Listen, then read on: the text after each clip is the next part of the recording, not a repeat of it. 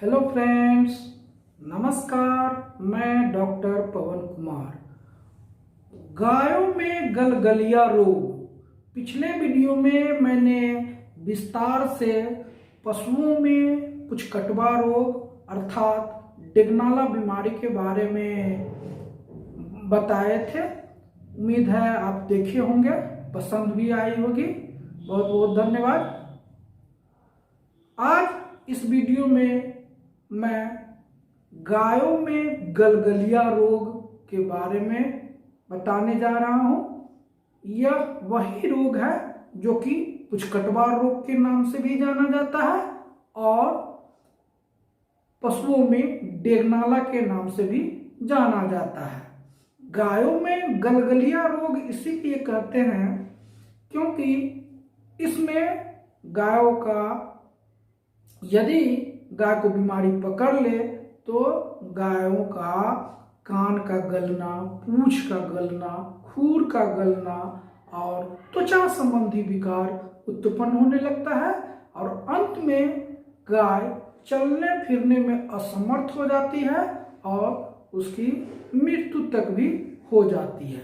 यह बहुत ही कष्टदायक और बहुत लंबे समय तक पशुओं को और पशुओं को बीमारी का और पशुपालकों का खर्च का दुख झेलना पड़ता है।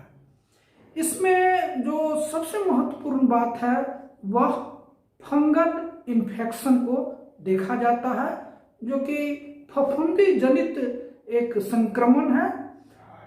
हम अक्सर ऐसा देखते हैं कि गांवों में अथवा शहरों में लोग ब्रेड का उपयोग करते हैं और उस ब्रेड में फफूंद आ जाए तो लोग खुद ना खा करके बड़े शौक से पॉलीथीन में रख करके अथवा पेपर में लपेट करके और सड़क के किनारे रख देते हैं या किसी गाय को चारागाह में जाकर के अथवा गौशाला में जाकर के खिला देते हैं और वो ये समझते हैं कि इस प्रकार से हमने उसे भोजन करा दिया।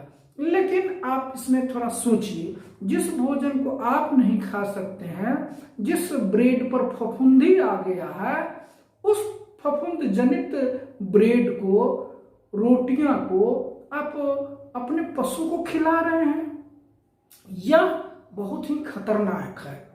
इसमें होता क्या है कि पशुओं को फफूंद जनित होने का संक्रमण होने का भय बना रहता है। फफूंद जनित चारा, फफूंद जनित गेहूं, फफूंद जनित मक्का इत्यादि के खिलाने से गायों में अधिकांशतः गलगलिया रोग होता है, जिसे कि पशुओं का डेगनाला रोग और पुचकटवा रोग के नाम से भी जाना जाता है। गलगलिया रोग गाय में बोलचाल की भाषा में इसलिए बोलते हैं कि उसमें बहुत जल्दी, भैंसों की अपेक्षा बहुत जल्द ही गायों का खुर गलना, पूंछ गलना शुरू हो जाता है।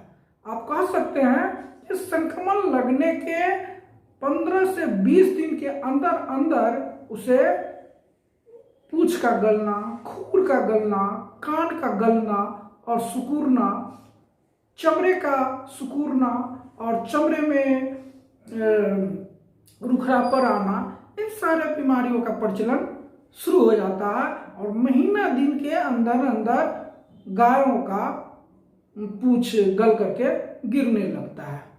तो इसके बचाव के लिए हमें दो बातों को ध्यान रखना है।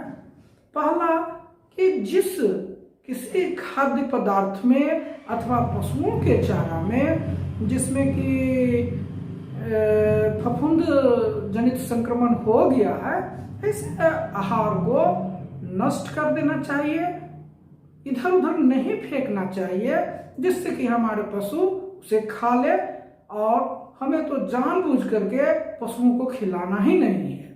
इससे संक्रमण का खतरा दोगुना हो जाता है और हमारी पशुएं, हमारी गौ बहुत जल्द ही इस पुचकटवा रोग, डेगनाला बीमारी के संक्रमण में आ जाती है। दूसरा, आपको जब खाद्य पदार्थ की और चारा का, आहार का जब दिक्कत हो तो कभी भी पुराने सड़े गले चारा का प्रयोग नहीं करना चाहिए, जिसमें कि फफूंद का असर हो, जो बहुत दिनों से रखा हुआ हो और उसमें भुरभुरा ये गंध आ गया हो और उसमें महक आ गया हो, ऐसे खाद्य पदार्थों को पशु को नहीं देना चाहिए। कुछ पुराना खाद्य पदार्थ अथवा चारा जो सही अवस्था में है और आपको खिलाना मजबूरी है, तो इसे सुसुम पानी में उसे कुछ देरों के लिए फूलने के लिए रख दे। उसके बाद उसे धो करके अच्छी तरीक़ा से नमक का प्रयोग करके उसे अपने पशुओं को खिलाना चाहिए, ताकि पशुओं को फफूंद का असर न हो और हमारे पशु, हमारी गाय गलगलिया बीमारी से, पुचकटवा रोग से बची रहे और इस प्रकार से गाय का दूध स्वच्छ और स्वस्थ कर उत्पादन हो सके। धन्यवाद।